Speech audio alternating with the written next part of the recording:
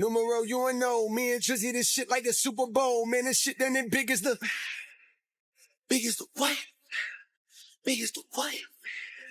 Big as the what? Big as the Super Bowl. What the deal, everybody? My name Kendrick Lamar, and I'll be performing at Super Bowl 59. Will you be pulling up? I hope so. You know it's only one opportunity to win a championship. No round twos. Let's get it. Well, time to get the scariest beat anyone's ever heard and rap about how I'm going to destroy the industry and leave absolutely no survivors. Hold on, wait, stop. Kendrick, are you good, bro? What is wrong with you? That sounds terrifying. No, I'm fine, bro. I just need everybody to remember. Remember what? I remember you was conflicted. Oh, my God. Let's go. So I bet they on their face right now. Boom! Off the block.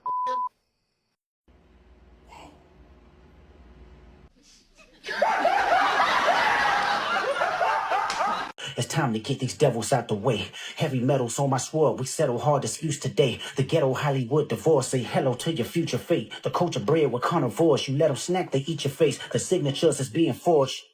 They wonder what. That's crazy. Cause like when I look at these dirty, crusty forces, the only thing I think is cut your water off. He trying to cut the water off. He want to see the party die. What's your boy name from BMF? The cut your water off nigga?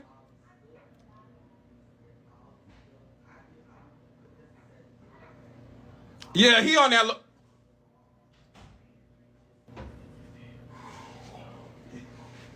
I'm not gonna start, bro. I'm not gonna start this reaching shit.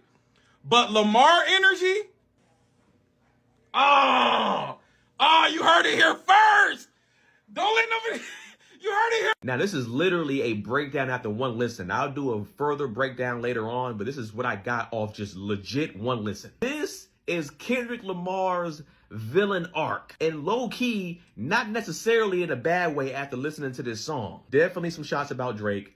Definitely some shots about Party Next Door. But this seems like a big shot at the industry as a whole and how the industry has been ran for the past, I don't know, decade or two maybe, and all the weird stuff that just goes on in it. The culture that hip hop is right now isn't at the core essence of what it was back in the day in the early 90s or even like the 80s and stuff like that, where it was just really about hardcore, just dope rapping, spitting, you battle, but it was like telling good stories, telling where you came from, you know, telling the struggles about what your life was and just how you're growing as a kind of like as a human. So he kind of talks about how the culture is right now, where it's like a lot of just drugs and partying, and that's what's being pushed like aggressively and heavily. Like we've heard it throughout hip hop, right? But right now it's literally damn near every main artist that's in the forefront. They're pushing like lean, fentanyl, like all type of drugs. They're pushing every single thing in a bad way, just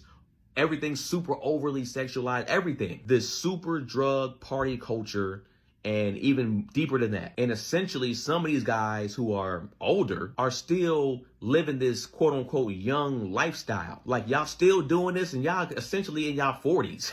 Or later than that. At a certain point in time, bruh, you got to grow up. Like, and I understand that women want to party for years and upon years, but like as a dude, it's like, all right, this could kind of get a little corny after a while. So at the end of the song, he said, I forgot who he said it was. Like I said, this is literally a one listen breakdown. He talks about how somebody said you have to burn something down to bring it back up. And this is what it seems like Kendrick is doing. He's legit going to it's just not just about Drake. It's bigger than Drake. I think a lot of us, including myself, we thought it was mainly, or it was just about him. He might be one of the biggest parts of it, but I think Kendrick is gearing up to essentially burn the industry down for what it is right now. This weird, just super pushing drugs on kids type culture, and building it back up to what he feels like was the reason why he got into hip hop, the essence of it. Like you look at all of Kendrick's projects, like they all have some type of theme and some type of story behind it, whether it's from Section 80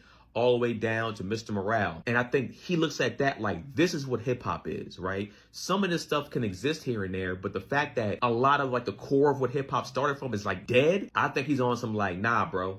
nah, I don't like this. I don't like where this is going. So this is me guessing that this is essentially, I don't know, his start of the destruction of burning down what is possibly the current culture of what hip hop has become and what he's about to build it back up to, or at least his letter to it about what he's about to start doing. So that's just my analysis of it. Like I said, I could be wrong, but nobody has the right answer yet. This is going to be dissected, I'm sure, by thousands and thousands of people online. But I'm happy, man. I'm happy that he's just dropping music. I'm happy that he's back in the game. I'm happy that he's doing stuff. And this is going to be interesting to see leading up to the Super Bowl now, how all this is going to go. And, you know, once you see dirty black Air Forces, you know what's up. Every day, y'all piss me off. Every day, y'all pissing me off. It's no way y'all are genuinely upset that Kendrick Lamar was chosen to do the Super Bowl halftime show. Why are we upset about that? Let me start by saying this just so we can get this argument out the way. Who they choose to perform at the halftime show ain't never had nothing to do with where the Super Bowl is hosted. All right, let's wrap that argument up expeditiously. Okay, only one time in history the Super Bowl where it was in LA and they happened to have West Coast artists.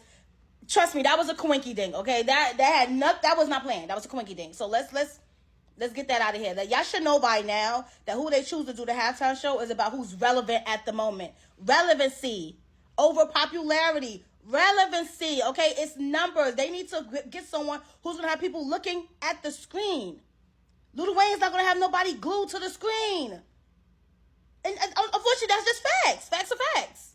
It has been clear to me that y'all confuse global impact and ghetto superstar. Like, yes, Lil Wayne is a lyricist. We love Lil Wayne. We love his music. But performance-wise, you think they're going to put their money on someone who has openly said that they forget their own lyrics? That has openly said that they don't like rehearsals? Why would big corporation put their money to back someone like that? They need someone who has global impact. Globally. Not just in the United States, global. Lil Wayne is not global. Unfortunately, I'm sorry to bust that bubble to y'all. He's not global. I'm sorry. And I'm not even going to go into details of how the people are picked, because y'all can Google that yourselves and y'all can see his own hometown didn't even want him for the Super Bowl. They was okay with him not doing it. Clock that T. And just because some of y'all don't like Kendrick Lamar all of a sudden because of the whole Drake beef thing, please don't let that blind y'all from the facts. I hate when y'all let y'all personal feelings cloud y'all judgment. Because at the end of the day, Kendrick Lamar is a visionary. Lil Wayne is not a visionary. He's not a creative. Lil Wayne is not that. Unfortunately, he's not. He's a lyricist, yes, but he's not a visionary. Kendrick Lamar, y'all not about to play on his top. Like, prove me wrong. Show me a performance that Lil Wayne has done that gave production, keyword production, outside of running back and forth on stage, outside of bringing people out. Show me something he has done that gave props, that gave a message, that gave theme, that was creative. Because I could pull up a bunch that Kendrick Lamar has done. Like, come on. Are we serious? Are we serious? Like, why is this an argument? Every day y'all piss me off. Every day. Jesus. Pick it what you do. Everybody wants to shoot, but the one in front of the gun is forever. The one I need you though.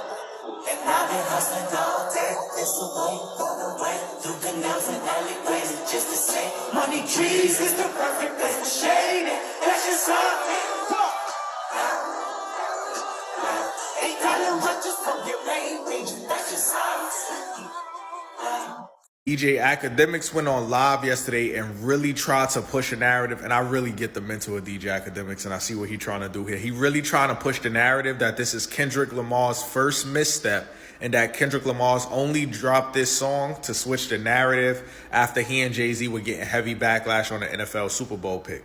Now, let me break down why DJ Academics is trying to do that. For the first time, a lot of people came out and spoke out against something that was affiliated with Kendrick Lamar with the whole Super Bowl announcement. A lot of people, celebrities and influencers, came out in defense of the fact that they believe that Lil Wayne should have been the one performing at the Super Bowl. Now, this gave a lot of ammo to DJ Academics because he has some type of leverage to use against Kendrick. So he's trying to say, oh, he only did this because people were attacking him because he's performing at the Super Bowl. The reason this makes no sense is because if a bunch of people are attacking me and Jay-Z because I got announced at the Super Bowl, and as calculated as I have been in every step I've made so far regarding this beef with Drake, why would I then record a song quickly saying how much I hate everything about where the industry is today if I'm trying to get the attention off of all of the industry that's mad that I'm performing at the Super Bowl? In what world does that make sense to DJ Academics?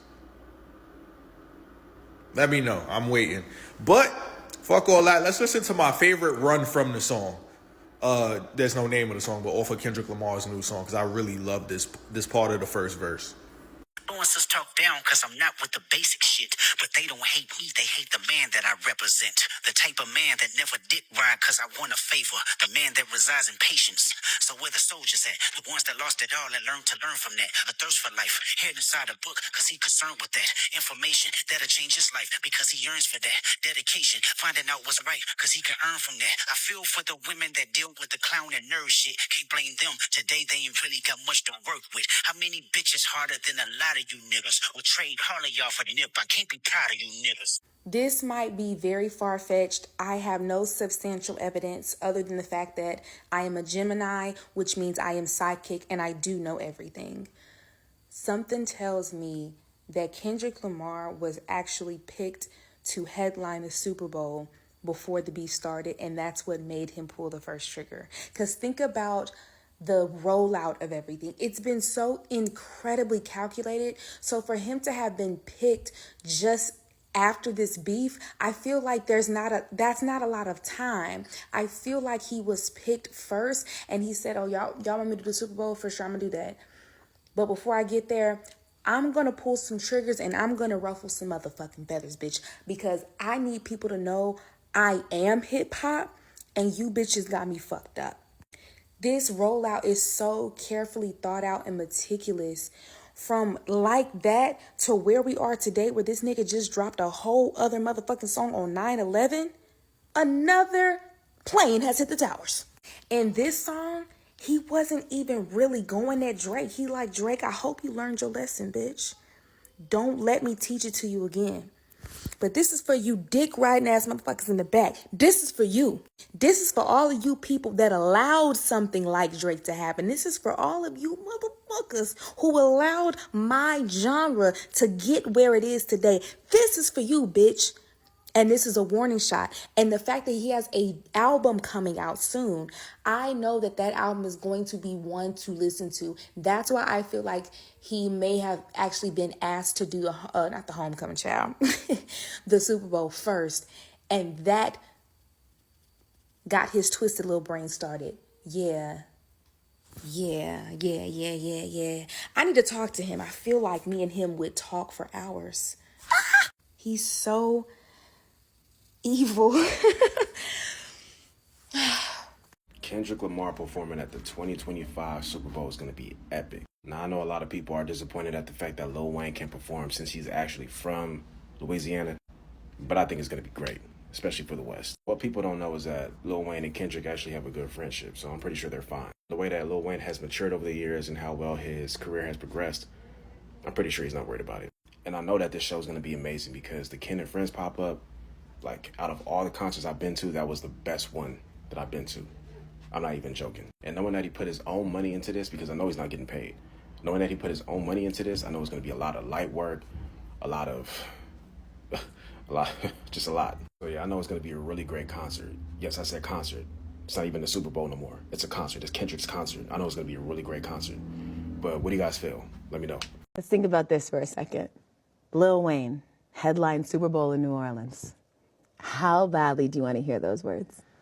Just as bad as I wanted to see my name at the top of that list when I was that whatever age it was, and I would bust into the office and get that Billboard magazine. This has nothing to do with, and that's so crazy, that it has nothing to do with the sport as an artist. You perform for the what? Yeah, right. Excuse me. You know what I mean? Like, what? Yeah. Like, going to a Super Bowl before and watching the halftime show. It's nothing like it. And wishing, you know, like, when you see the artist, you be like, I know they could have sung the song that I was featured on. I'm featured on everybody's song. Yeah, they could have brought me out. You could have brought me out. Could have brought me out. I'm trying to find words to talk about the fact that Kendrick Lamar is going to be performing at the Super Bowl, but I don't have any. In fact, when I watched that video and I heard him say, hey, no round twos, I screamed.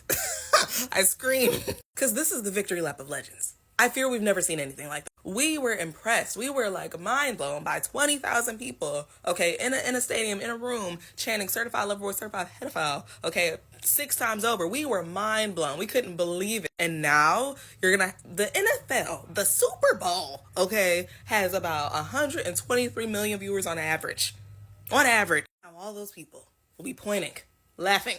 Ha ha ha, oh my God, you're a loser. It's like embarrassing. I'm so excited. I'm so happy. And this, oh my God, it also just makes it worse that Drake didn't shut his mouth this summer. All you have to do was be quiet. And all you did was drop. And nobody listened. Nobody cared. Okay? Superpowers were neutralized. The superpowers were neutralized. And he's gonna do it again. He's gonna do it again. Oh God, oh my, this is like fantastic. This is like so exciting. And I've hated Drake for a long time now, so this is like, oh my God, I feel awakened. What people are saying about Kendrick Lamar performing the Super Bowl halftime show in 2025. This happening purely off of this song shows how people be really feeling about Drake. There's no way on God's green earth the Super Bowl is in NOLA and Lil Wayne just didn't get that call. Now, Lil Wayne performing a greatest hits Super Bowl halftime show with all of his collaborators in New Orleans would actually be tea, but so would Kendrick Lamar performing, especially off the heels of this iconic beef. I do think Lil Wayne should be considered for a Super Bowl halftime show, but I'm not mad that Kendrick Lamar is next year's performer. This person says, when Kendrick brings out Janet for Poetic Justice as a double entendre.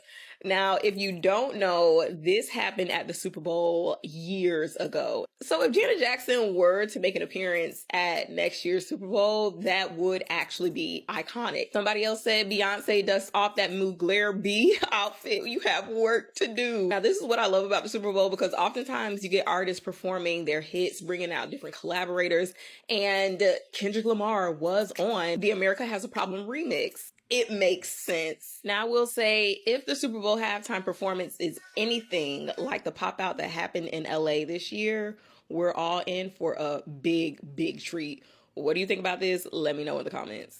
Everybody and their mama up in arms because they felt like Lil Wayne should be performing at the 2025 New Orleans Super Bowl halftime show over Kendrick Lamar. And I'm finna break it down from a marketing perspective why Kendrick Lamar was chosen so that y'all can calm down. Number one, the NFL is a business entity, okay? They are a company, a for-profit company, meaning that the NFL makes money based on our viewership.